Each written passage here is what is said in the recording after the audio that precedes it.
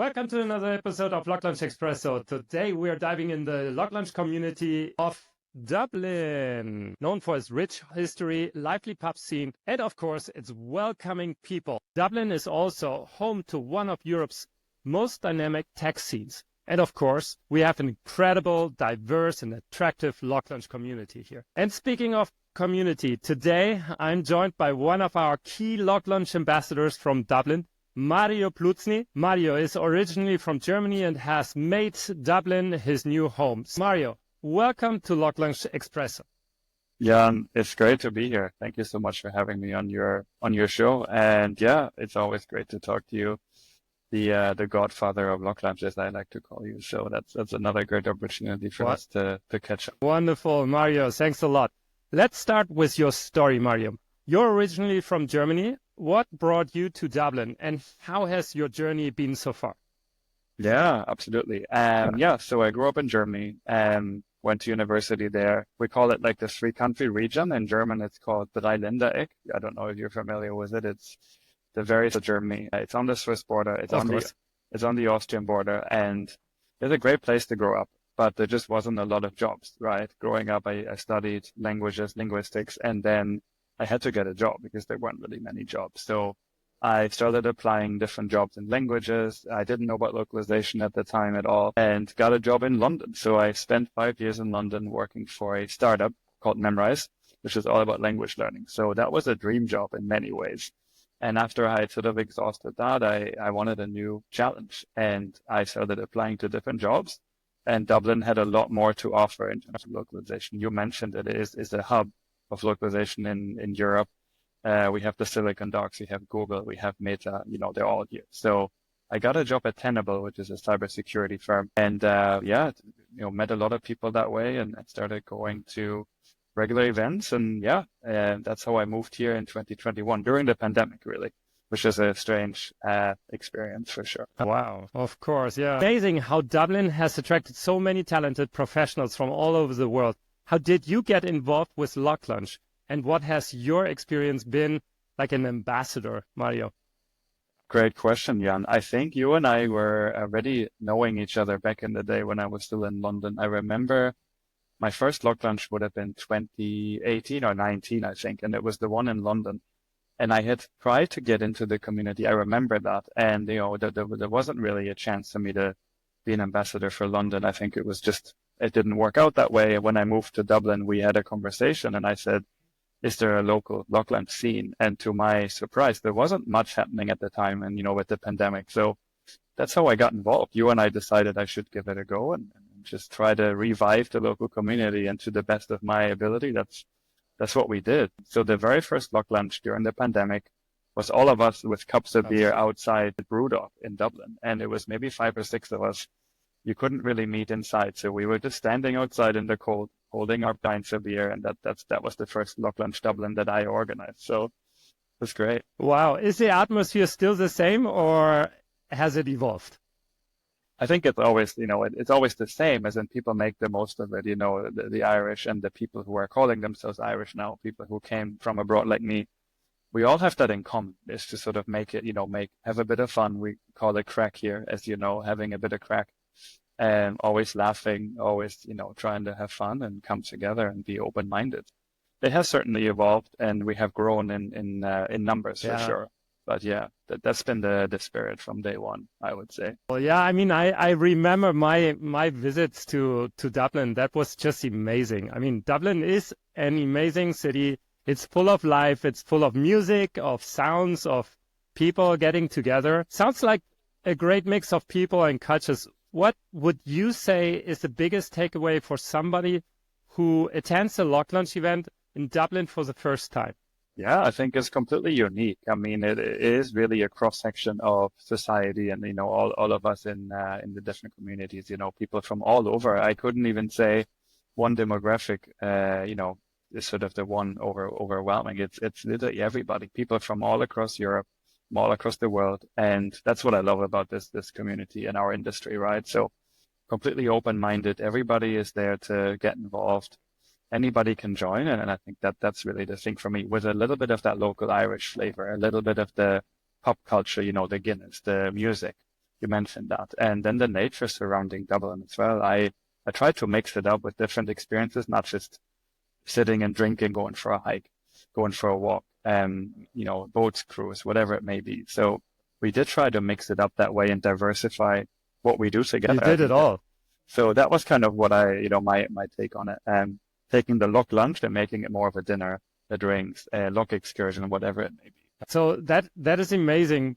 Now let's switch up a bit with a quick game. Mario, this is a LocLunch Espresso. How German are you? How Irish are you? I will give you a couple of words, right, of things, and you decide if you are more on this side or more on that side, okay? Ready? Ready. Okay. Number 1, bratwurst or fish and chips? It's a tough one because I gave up meat a couple of years ago, so I will probably have to go fish and chips unless you can find a good vegan bratwurst, which in Germany I know there are some, so it just depends. But yeah, fish and chips is a good choice, especially in Ireland where it's freshly caught fish and chips. You can't beat it. So I'm going with fish and chips. Great, great. Beck's or Guinness? I have to say Guinness. I have to say Guinness for sure. I always thought Beck's is kind of too herb, as we say in German. It's a little bit too bitter for my taste. I used to drink it growing up. Now I prefer Guinness. Definitely. Pint of Guinness. Can't go wrong. Okay, got you. Schwarzbrot or Irish soda bread? I have to go with Irish soda bread. And I'll tell you a little bit, short answer is that there is a difference between North and South, as you know.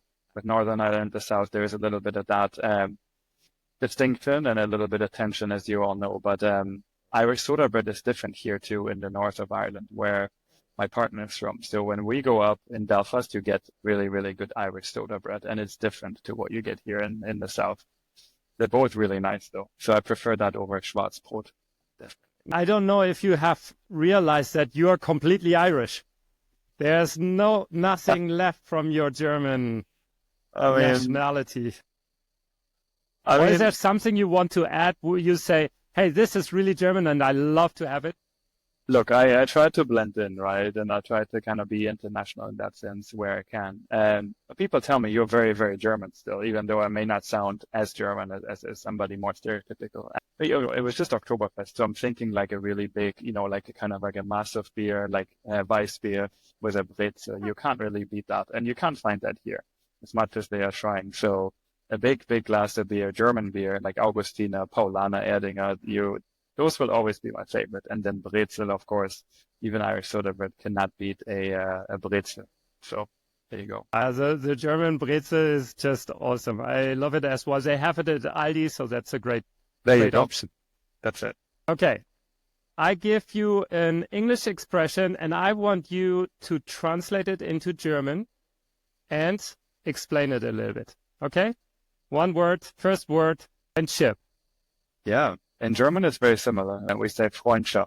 So Ship and Schaft at the end is very similar. A friend, Freund, it's almost the same. I think what I like in English, ship is like a ship, right? You're thinking of this metaphor of everybody together on a boat. Like in German, we don't necessarily have that. But I think Freundschaft is sort of that same, really the same meaning as in English. Not too different when it comes to those two words. Do you feel it different, the way people understand friendship in England than Germany? I guess I also used to read in uni, we used to read this book on cultural differences like that by a guy called Hofstede. And he had this metaphor of befriending people in different cultures. And the UK, Ireland, the US were always a little bit different to Germany. And I can think of an example of fruit. So he takes a coconut versus a peach. And that was always the difference, say, between the US and, for example, Germany. Where in Germany, if we befriend someone, it takes a lot longer, but then you really have a friend for life. Whereas in Irish, British, American culture, it's kind of the other way around, right? You are friends a lot more quickly, but to really get to a deep friendship, that takes a lot of time as well. So the concept is maybe a little bit different. You have a lot more open-minded, superficial friends, but Germany is just that. Germans tend to be a lot colder. It takes more time to break through. The next one is the same direction, celebration. Celebration, yeah. So in Germany, celebration is called Feier, or maybe party is another one that we say. Feier is one that I like, and then one I particularly like when it comes to working is actually Feierabend, which translates to celebration evening, literally, but it just means like the end of the workday. And I always try to explain that to my colleagues, my partner, friends here, that it's not the same. Like in Ireland, you're done working and you're like, it's 5 o'clock, 6 o'clock, and there's no occasion to mark the end, right? In Germany, Feierabend is like, you finish for the day, you literally celebrate, you're done with work, and you pop the champagne, whatever you do. So Feierabend is one I'm missing in English. I'm missing that same meaning, for Feierabend, what we say. So yeah, there you go. Fantastic explanation. Love it. LocLunch events in Dublin. What's been your most memorable LocLunch experience so far? From all the ones you have done, what was the one you feel like, oh, that was crazy? I would probably have to say the biggest one that we've ever done, which was Gala last year. You were there, and it was just, it was obviously, we got the vibe we combined forces with Gala. So I couldn't just take credit for organizing it all myself. We did have people in Ireland for Gala, and we just had this big after party in one of the pubs. And it was a crazy week because we had St. Patrick's Day. We had, I think, it was also the rugby, Six Nations or whatever I think it was at the time. So it was just a completely amazing vibe. We had over 100 people. And I remember nearly freaking out, how can we fit all these people into a pub? And they gave us a couple tables and they said, oh yeah, we thought about 30 people. So we had maybe 3 or 4 standing tables and just people coming in and in and in. And just somehow it all worked out, So that was probably the most memorable, and how stressed I was. And there was no need for it all. And this is the Irish attitude is, it's going to be okay. It's going to be grand, as we say. So that was just a fantastic party. Great vibe, meeting lots of new and old faces, and it was just memorable. It was amazing. So probably that one, Gala last year, 2023. Absolutely. Please name your co-ambassadors, because you're one of 4, right? So just to keep it correct here, how many people are organizing LocLunches officially now in Dublin? We have Caroline, Roberto Silva, and then Niamh Scallon, who we brought in very recently. And she has also brought that another Irish element. So now we have kind of 2 and 2. We have me and Roberto, we're like the Southern Europeans, whatever. And we have the 2 Irish women to keep us on track with everything. So it's a really good vibe. Absolutely. Wonderful team. Mario, do you have already plans for the next LocLunch? Yeah, we want to do a Halloween one because we did one last year in a park, and that was really cool. It'll probably be the day before Halloween, the 30th of October, which is a Wednesday. We're going to have to put a post up and send everybody all the dates and the location, but that's the one that we're aiming for, Halloween LocLunch edition.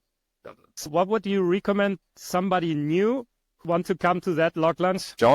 Join, come on down, bring your dog, bring your friend, bring your partner. We're very welcoming in that sense. So we're trying to make it all inclusive, kids, whatever. It's just like that open mind, and just join us, come on down, and we're always there to meet new people. That's the whole point, and to get to know each other. Thank you so much for joining me today, Mario. It's been great hearing your insights and stories about this Dublin LocLunch community. For everyone watching, if you are forever in Dublin or any other city with a LocLunch event, make sure you drop by and experience it for yourself. Don't forget to like, subscribe, and follow us for more LocLunch Espresso episodes. Until next time, see you at LocLunch. Mario, thanks a lot for being here with me. Thank you, Jan. It's been a pleasure. Keep going. Keep up the good work. Cheers. Thank you. Bye-bye. Cheers.